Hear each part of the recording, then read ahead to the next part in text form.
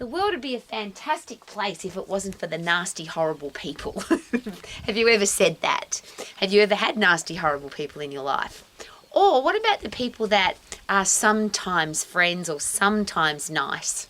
And around Christmas time, birthdays, family events, it seems that people feel like they've got a duty or a responsibility to contact you, call you, send you a text message. People tend not to call anymore, do they? I'm an old lady where we used to pick up the phone and say, hello, how are you? Now we send a text message.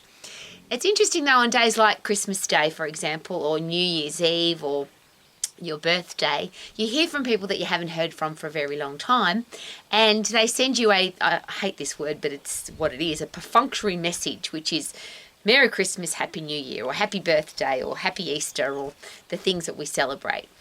And how meaningful do they feel to you? If somebody sends you a message that says Merry Christmas, Happy New Year on Christmas Day, and usually now they're a group text. One of the things I promised myself when I learned how to text a very long time ago, remember I'm an old lady, I promised myself that I would never learn how to group text. Because when I send a message to somebody, I want it to be personal. So when I get a message that isn't personal, it feels a little bit, I'll just say the word yuck.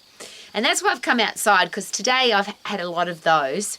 I'm out here now with my puppy dogs. This is my puppy dog playground. They're all sleeping at the moment because it's the middle of the day.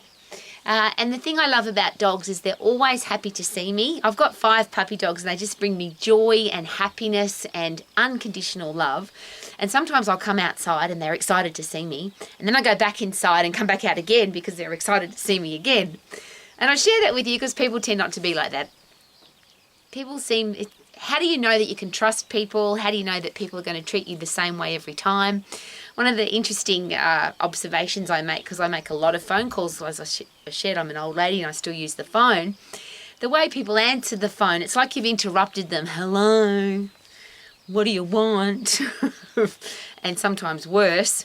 Very rarely do you get somebody who answers the phone with positivity and happiness and passion for life. And that, of course, is because people are not living their life with passion and positivity. So the reason, and I'm just in my begging position, if we're going to talk to somebody, if we're going to send a text message, if we're going to post on social media, could it be something nice, adding value to somebody's life rather than just a perfunctory message, Merry Christmas, Happy New Year, or Happy Birthday, or Happy Easter? Something personal, something special, something that could add value to somebody's life. And I've just had a very special experience today. I have a very unusual garden. It's filled up with rocks and driftwood, rocks and logs. There's nothing that grows in my garden. It's all been placed here with much effort and enthusiasm and excitement and bloody hard work.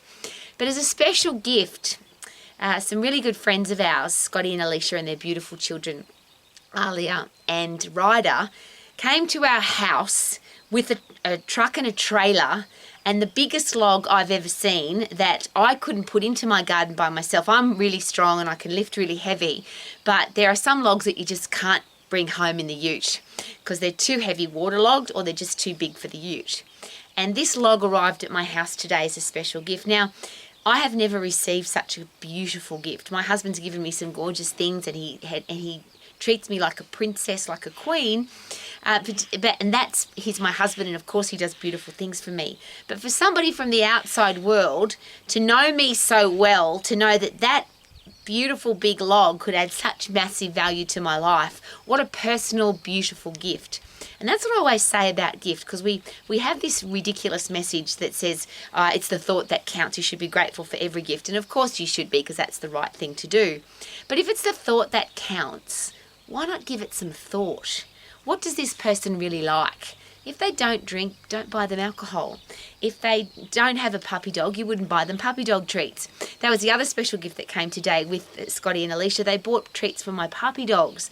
And their kids fed those treats to my puppy dogs, and we had a great experience. I just think giving should be something that we think about. When you send a message, it should add value. When you talk to somebody on the phone, they should get off the phone feeling that you've added value to their life, not detracted value. How many times have you had horrible phone calls? Sometimes people hang up. They're really nasty. I deal with really horrible emails. Every single day I deal with horrible emails. But I always respond with kindness, with respect. because I don't want to lower myself to that standard. And that's probably what I'm asking. Regardless of how other people are, the nasty, horrible, gossiping, criticising, lazy, indifferent people there are in the world, and we can't change them. But let's be the person that doesn't do that. And you can do whatever you want to, of course. I just wish the world was kinder, more respectful, and wanted to add value rather than detract value.